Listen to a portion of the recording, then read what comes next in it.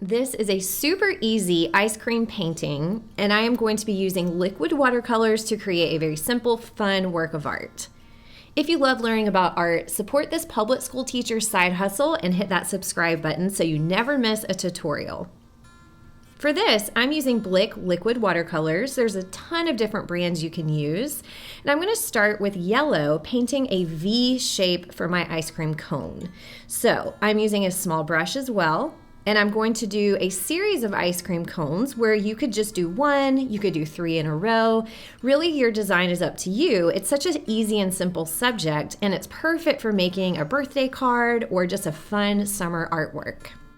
Before my yellow paint dries all the way, I'm going to take just a little bit of brown and I'm going to give it kind of a shadow around the edges. So it's going to bleed a little bit into the yellow. Now this depends on how much water you have on your brush, how long ago you painted it. So you can see it's a little bit awkwardly outlined, but the beauty of watercolor is once you apply the paint, you can wake it back up by adding more water. You can also see it's kind of slowly blending into that yellow. So I'm going to take a little bit of water on my brush and I'm going to kind of pull that yellow, adding a little bit there too, so that the color blends a little bit more into each other. I want the ice cream cone to have a little bit of dimension, so I'm going to go back in and add some orange on top of the yellow. Now you could keep this really simple and just stick to one color, but I do recommend using a darker color to give a shadow, and always leave a little bit of white space with watercolor for a highlight. The white of your paper will serve for that lighter color. Now I'm using my small pointed brush and doing just a little crisscross waffle cone pattern. It won't show up very well. If you wanted it to be not as subtle, you could do this with the brown paint, but I am going to go back over with a pen and that'll help really pop the waffle cone pattern.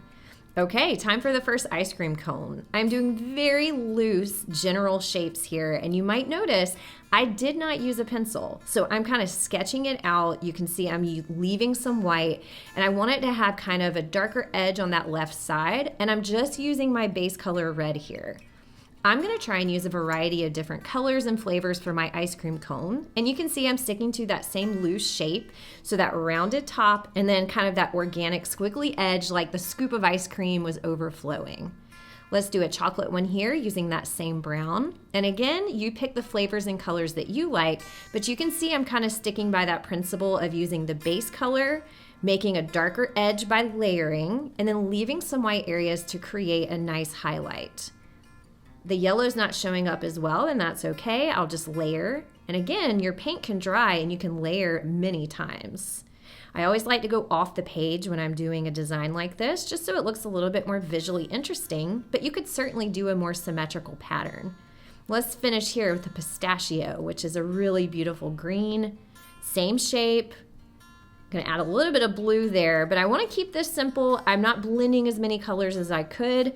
I'm just kind of overlapping the same base color to give a little bit more dimension. Let dry completely, and then I'm going to use a more illustrative style, drawing over my design with a pen.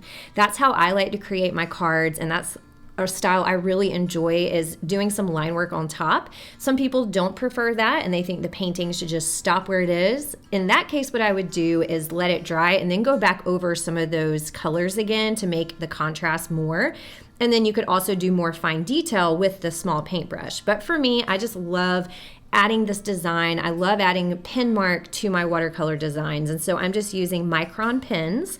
You could use a fine point Sharpie or any black pen. There's so many good brands, but Micron's kind of my go-to. And you can see I'm overlapping and then adding some of those fun details with drawing. So this is kind of a mixed media approach. I love how it really pops. And the goal here is not hyper-realism. It's obviously a drawing. It's obviously playful. And again, this would make such a fun birthday card. So I'm just gonna go over each ice cream cone, kind of getting those edges, amplifying the textures, the highlights. It is outlining, but I'm paying attention to how the paint dried. And speaking of dry, you want the paint completely dry. Don't rush it.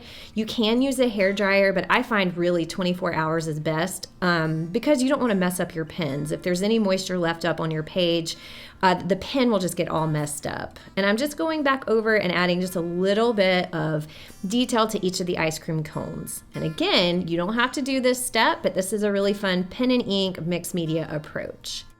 I'm not going to add any background or anything like that. I'm just going to keep the background nice and white because it does kind of have just a fun pattern look to it, just kind of like a design, almost like a wallpaper or like a wrapping paper look, just something nice with repetition. And I'm using mostly the same Micron pen, kind of the thin. Line variety is really important, so you could go back in with a thicker pen and then, or as you see me doing there, just make a heavier line in certain areas.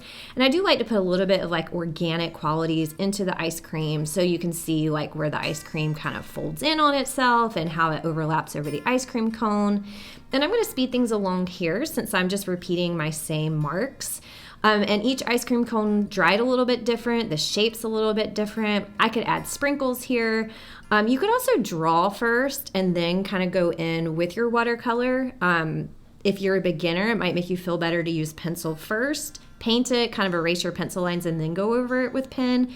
But I kind of think of my paintbrush as my pencil and I just use that to kind of lightly draw each area. But it depends on how comfortable you are and what kind of a perfectionist you are.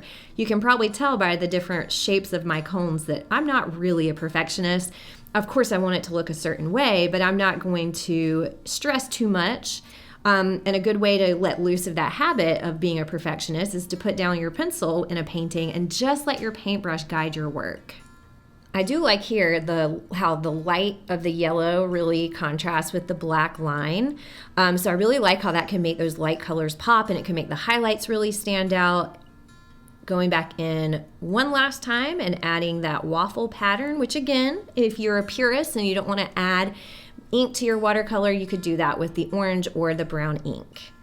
Okay, I think she's done a fun watercolor design with ice cream as my subject matter. Thank you so much for sticking around and making art with me. And if you're interested in more tutorials, check these out.